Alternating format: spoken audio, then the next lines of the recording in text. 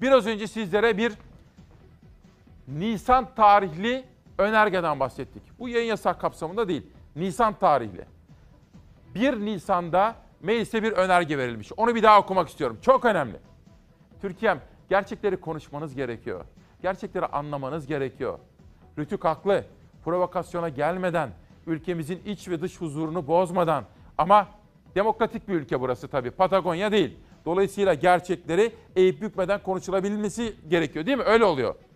Ülkemizde kamu kurum ve kuruluşları, vakıf ve derneklerin açtıkları bütün öğrenci yurtlarının tespiti, öğrencilere yurt yapımı amacıyla kamu arazilerini ve binalarını düşük bedelle ya da bedelsiz devreden kamu kurum, kuruluş ve yerel yönetimler ile bu arazi ve binaları alan vakıf, dernek ve benzer kuruluşların belirlenmesi.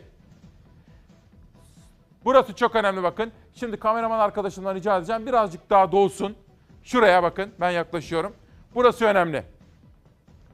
Mecliste bir yasama faaliyeti. Henüz bu olay ortada yok. Bunu duyurmak da bir suç değil.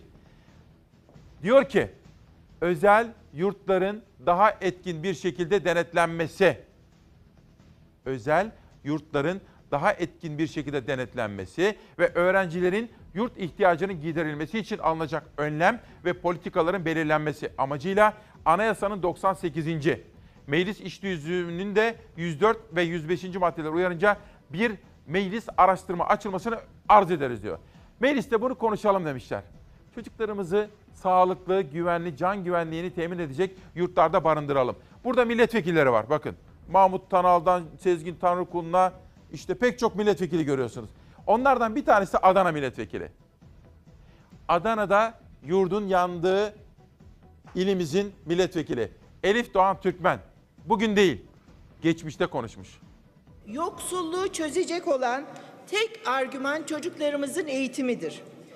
Başbakan Yıldırım grup toplantısında 2019 yılına kadar Türkiye'de eğitimin tam gün olacağını ve eksiksiz uygulanacağını söyledi.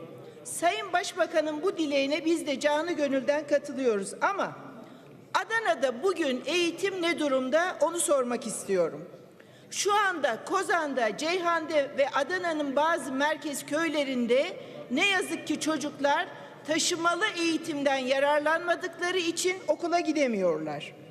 Maliye Bakanlığı bütçe kısıtladığı için taşımalı eğitim birçok köylerimizde sonlandırılmış durumda. Bugün yurt bulamayan çocuklarımıza biz FETÖ yurdunda kaldınız diye hesap soruyoruz. Onları işinden atıyoruz. Yetmiyor, cezaevine atıyoruz. Yetmiyor, şayet eşi devlet memuruysa onu da görevden açığa alıyoruz. Yani biz bu ailelere yok etme hukuku uyguluyoruz. Peki AKP iktidarı 14 yıldır FETÖ yurdunda kalan insanları işinden atarken niçin üniversite öğrencilerine yeterince yurt sorununu çözmüyor ve yurt yapmıyor acaba? Bu soruyu sormak sanıyorum hakkımız. Bunun dışında yine eğitimin öğretmen boyutu var. Şu anda binlerce öğretmen açığa alınmış durumda. Bir kısmı ihraç edilmiş durumda. Bunun da tek gerekçesi muhalif olanı yok etmek. Yani AKP bir taraftan çiftçiye zarar veriyor. Mısır üretenin, patates üretenin, narenciye yetiştirenin ürettikleri elinde kalıyor. Bir taraftan eğitimde yüzlerce sorun var. Türkiye yoklukla ve yoksullukla savaşıyor ve AKP göya kendine göre 3Y ile yani yoklukla, yoksullukla mücadele ediyor, yasaklarla mücadele ediyor.